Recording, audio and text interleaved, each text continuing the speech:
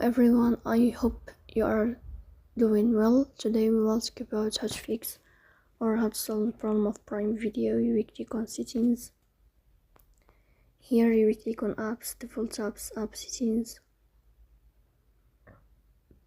In this page you will search about the application of Prime Video and you will enter here, as you see.